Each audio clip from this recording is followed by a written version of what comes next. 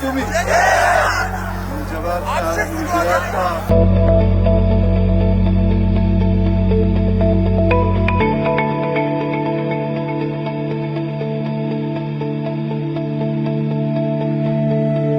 አሁን የምንገኘው በምስራቅ ሐረርጌ ቁንዱዶ በሚባለው ተራራ ላይ ነው። ይሄ ተራራ ከፍተኛ ታሪክ ጠገብ ቦታ ነው።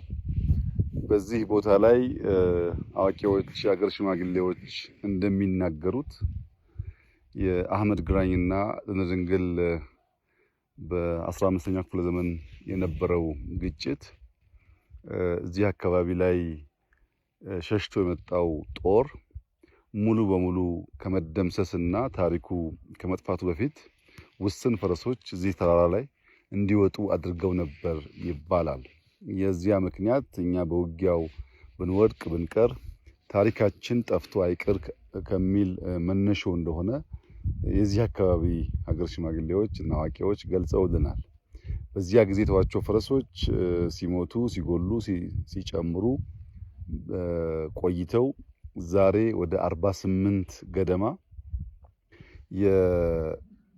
የቤተሰብ የለመዱ የቤት ፈረሶች ሳይሆኑ የዱር ፈረሶች እዚህ ቦታ ላይ ይገኛሉ። ተራራው ትንሽ ከፍታ ያለው ቦታ፣ መጠነኛ ቅዝቃዜ ያለው ቦታ ነው።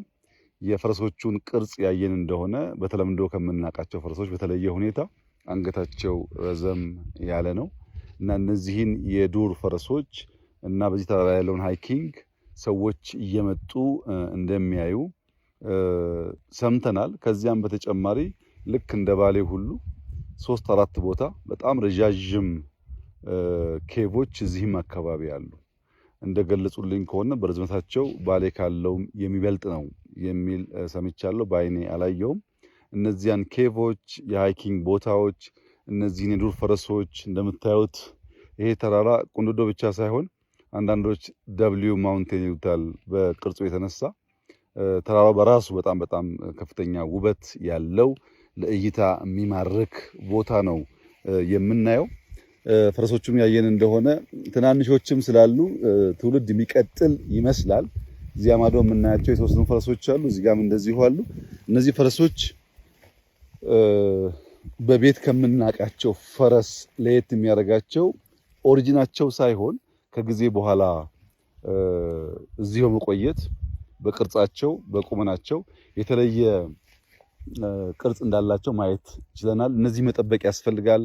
ኔቸር መጠበቅ፣ ታሪክ መጠበቅ ይበልጥ አስቦ ማስቀጠል ለትውልድ ጠቃሚ መሆኑ ብቻ ሳይሆን ከፍተኛ የቱሪስት መስህብም ሊሆን ይችላል።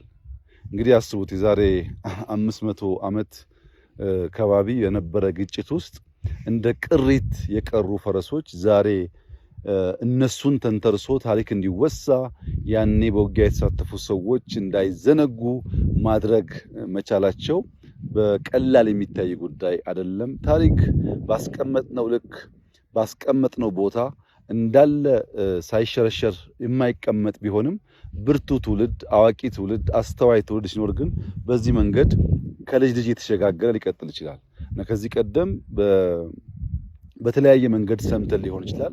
አሁን ግን በሚዲያ ሲቀር እኛ መተን ስናይ ብዙሃን የማየት ፍላጎታቸው ሲነሳሳ ከታሪክነት ባለፈ የሚጎበኝ ቦታ ሀብት የሚመጣበት ቦታም የመሆን እድሉ ሰፊ ነው። በቅርቡ ኬቮችን እናያቸዋለን። እነዛን ኬቮችና እነዚህን አካባቢ ሃይኪንጉን ጨምሮ ከፍተኛ የቱሪስት መስህብ እንደሚሆን ይጠበቃል። የምስራቅ ሐረርጌ ሰው በጣም ብርቱ ሰራተኛ፣ ስራ የሚወድ፣ ታሪክ የሚወድ፣ እምነቱን የሚያከብር፣ አካባቢን የሚጠብቅ ህዝብ ነው። እዚህ ብቻ ሳይሆን ከዚህም ወጥተው ወደ ሌላ አካባቢ ሲሰፍሩ ሐረርጌዎች በስራ ይታወቃሉ። በርትተው ሰርተው ኑሯቸውን ያሻሽላሉ። እዚያ ላይ የቱሪዝም መስህብነቱ ታክሎበት በእርሻ፣ በንግድ፣ በቱሪዝም ከዚያም እያለ ወደ ኢንዱስትሪ የሚያድግ ከሆነ የሰውን ህይወት ያሻሽላል። የከባቢውን መልክዓ ምድር አሁን ካለበት በላይ ሰዎች የተበራከቱ ሲሄዱ ዛፍ እየተከል ለማስዋብ ይመቻል እና እዚህ ቦታ ላይ ያየነው ጉዳይ ኢትዮጵያ ተዝቆ የማያልቅ ታሪክ፣ ተነግሮ የማያልቅ ታሪክ፣ ታይቶ የማይጠገቡ ስፍራዎች ያላት ሀገር መሆኗን ያመለክታል። በሌላው ዓለም እንደዚህ ያለ ቦታ ብዙ ሰው የሚጎበኘው የሚያየው ነው።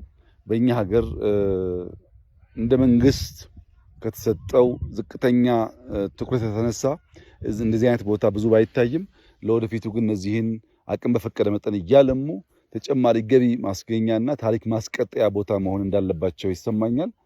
ባየው ነገር በጣም ደስ ብሎናል። እዚህ ቦታ መጥቶ የሚያይ ሰውም በሚያየው ነገር እንደሚደሰት ተስፋ አደርጋለሁ። እጅግ አድርጌ አመሰግናለሁ።